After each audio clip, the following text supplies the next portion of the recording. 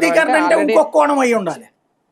22A కిందన నిషేధంతో ఉన్నటువంటి ఇవి ఉన్నాయి కదా, గతంలో ఆక్రమించుకున్నటువంటి ప్రదేశాలు 20 ఏళ్ల పైబడినటువంటి వాళ్ళందరికీ ఇస్తామన్నారు కదా, అది చేస్తామన్నారు కదా, చేశారు కూడా కదా చాలా మందికి.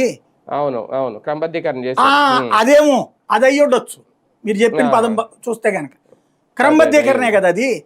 అది పాత ఎంఆర్ఓ ఉన్నప్పుడు ఇచ్చుంటారు లిస్టు, ఈలోపు ఎంఆర్ఓ ట్రాన్స్ఫర్ అయ్యి కొత్త ఎంఆర్ఓ వచ్చేటప్పటికి పాత ఎంఆర్ఓ పేరుతో ఇచ్చి ఉండాలి. అప్పుడు అది నకిలీ బాబు. పాత ఎంఆర్ఓ సంతకంతో చేశారు కాబట్టి నకిలీ అంటున్నారు, కానీ ఒరిజినల్ క్రమబద్ధీకరణ అవుతుంది. అది అదే క్రమబద్ధీకరణ అవుతుంది కదా. ఇప్పుడు అదే కదా మళ్ళీ వీళ్ళు వచ్చాక కూడా మేము కూడా దాన్ని ఎలవ్ చేస్తామని చెప్తున్నారు. కొద్ది రోజులు స్టే ఇచ్చాము కానీ ఎలవ్ చేస్తా ఉంటారు కదా. అంటే అప్పుడు మీరు చెప్పినట్టు కాలువగట్లు, శ్మశాన స్థలాలు ఇవన్నీ కూడా అయ్యి ఉండొచ్చు. అవును అవును, అవేంటంటే ఎప్పుడో ఖాళీగా ప్రభుత్వ స్థలం దొరికితే చిన్న గుడిసేసుకుని ఆ గుడిసి నుంచి రేకుల నుంచి పెంకులు ఎయ్యి పన్ను కట్టడం బిగించేస్తారు.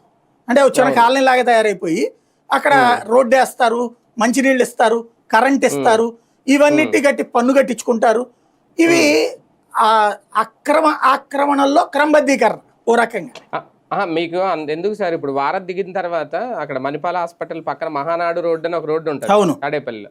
మీకు ఇటువైపు ఇది ఓకే, అటువైపు కృష్ణానది వైపు అదంతా గట్టే. అక్కడ అందరికీ ఇళ్ల పట్టాలు ఇచ్చేసి ఇప్పుడు అక్కడ అపార్ట్మెంట్లు కట్టలేదు అనుకోండి, కానీ 2 అంతస్తులు 3 అంతస్తులు బిల్డింగ్లు కట్టేశారు అక్కడ. అంతే ఇటువైపునైతే అపార్ట్మెంట్లు కట్టారు రోడ్డు అవతల.